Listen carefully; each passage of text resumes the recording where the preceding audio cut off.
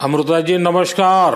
नमस्कार मोदी जी, आपका बहुत आभारी हूँ। आप मुझे चांस दिए हैं लोगों की सेवा करने के लिए। हम 100% कोशिश करेंगे।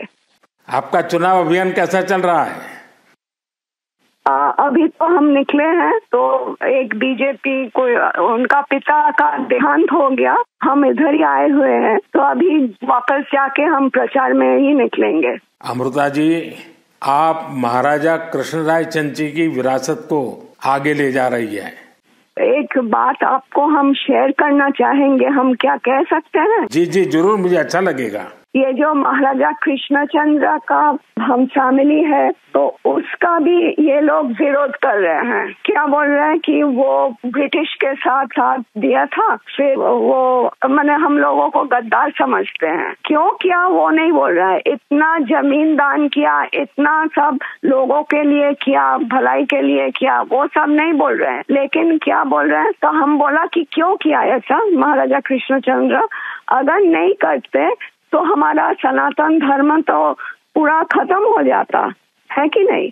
तो वो बात है, क्योंकि तब का वो जो नवाब थे सिराजुद्दौला, तो वो तो बहुत अत्याचारी भ्रष्टाचारी थे। तो उसीलिए उन्होंने तो अकेला नहीं किया, बहुत सारे राजाओं के मिलन हुआ, उसके बाद सभी ने किया। जगत सेठ भी थे और राजाओं थे, तो उसी सभी के मेहनत से ये काम सफल हुआ। तो अगर नहीं होता, आज हम हिंदू नहीं रह पाते, हमारा भाषा दूसरा होता, हमारा वेशभूषा एकदम अलग होता और सभी अलग हो जाते। हम तो दूसरों के अधीन रहते ना, यही बात है।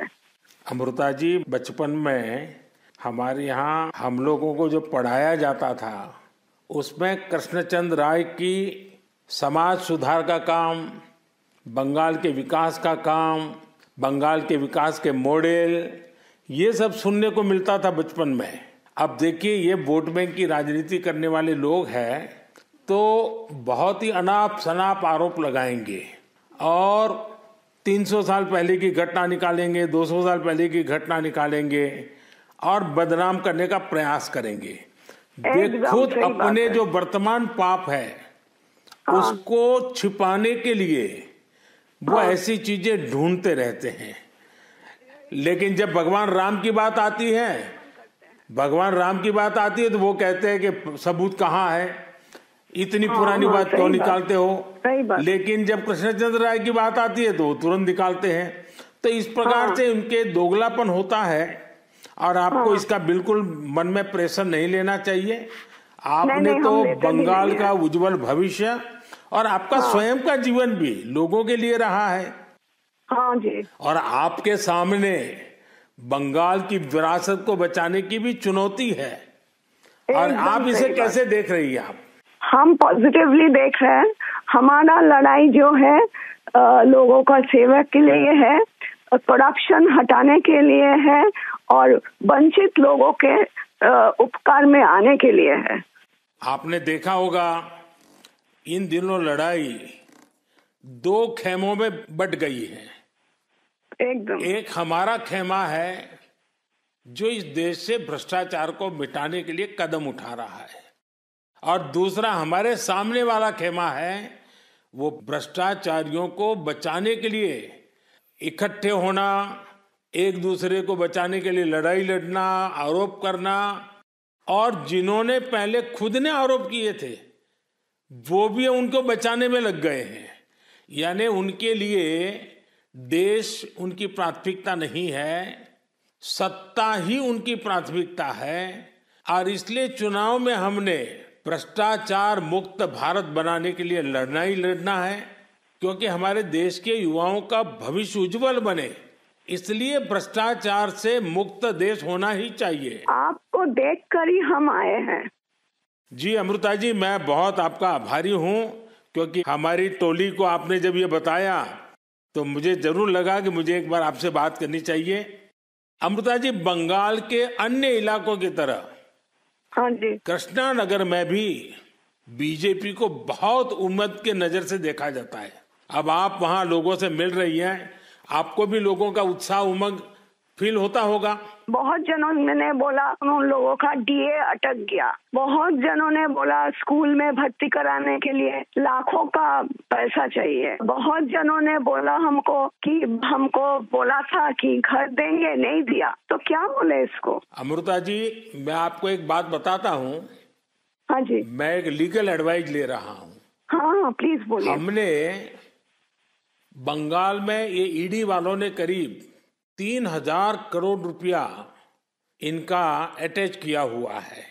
अब ये पैसा गरीब आदमी का पैसा है। किसी ने शिक्षक होने के लिए पैसा दिया, किसी ने क्लार्क होने के लिए पैसा दिया। वो सभी लोग जानते हैं। वो एकदम फेडअप हो गया, एकदम हाल छोड़ दिया। हम जो देख रहे हैं टीएमसी के ऊपर बहुत लोग नाराज है क्योंकि ये सब बहुत अत्याचार हो रहा है। तो मैं जो लीगल एडवाइस ले रहा हूँ, तो मेरी इच्छा ये है, अगर मुझे लीगल एडवाइस मिलेगी तो नई सरकार बनते ही जो भी कानूनी प्रावधान करना पड़ेगा, कुछ नियम बनाने पड़ेंगे, तो मैं ये जो 3,000 करोड़ रुपया है, जो गरीब लोगों का पैसा है और जिसने इस प्रकार का पैसा रिश्वत में दिया है, उन सबको मैं वापस पैसा करना चाहता हूं। तो आप पब्लिक में जरूर बताइए कि मोदी जी से मेरी फोन पर बात हुई है और उन्होंने कहा है कि बंगाल के लोग विश्वास करें कि जो 3,000 करोड़ रुपया ईडी ने अटैच किया हुआ है, वो 3,000 करोड़ रुपया गरीबों का पैसा है बंगाल के, और वो उनको वापस देने के लिए कोई न कोई रास्ता मैं खोजूंगा। ये जरूर बताइए आप लोगों को। हम बोलेंगे। अमृता जी, पूरे बंगाल में बड़ी संख्या में लोग बीजेपी के साथ आ रहे हैं। जब आप क्षेत्र के लोगों से बात करती है, वो क्या बात करते हैं? अपनी अपेक्षाएं आपको बताते हैं क्या? हाँ बताते तो हैं। आपके कामों पे हमारा भरोसा है, ये सब बताते हैं। और हम पूछते हैं कि महुआ मैत्रो का क्या होगा? बोलो उसको तो जेल ही जाना है। अच्छा, लोग बोलते हैं? हाँ जी।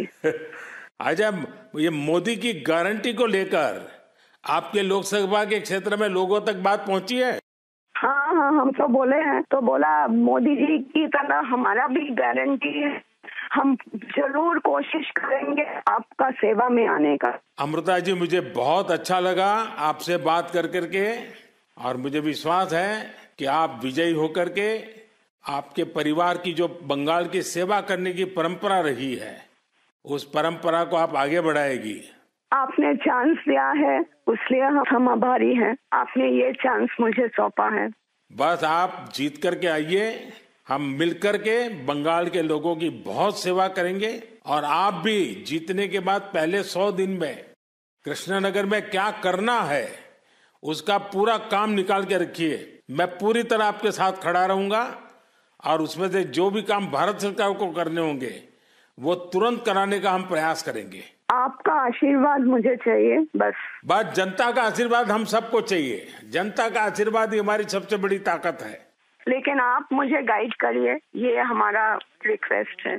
नहीं, बिल्कुल हम संपर्क में रहेंगे, और मेरी आपको बहुत शुभकामनाएं हैं। बहुत बहुत धन्यवाद जी। নমস্কার। আমাদের ভিডিও ভালো লাগলে লাইক এবং শেয়ার করুন। কমেন্ট সেকশনে গিয়ে জানান আপনাদের মতামত। আরো ভিডিও পেতে আমাদের চ্যানেল সাবস্ক্রাইব করুন এবং প্রতি মুহূর্তে খবরের আপডেট পেতে প্রেস করুন বেল আইকন।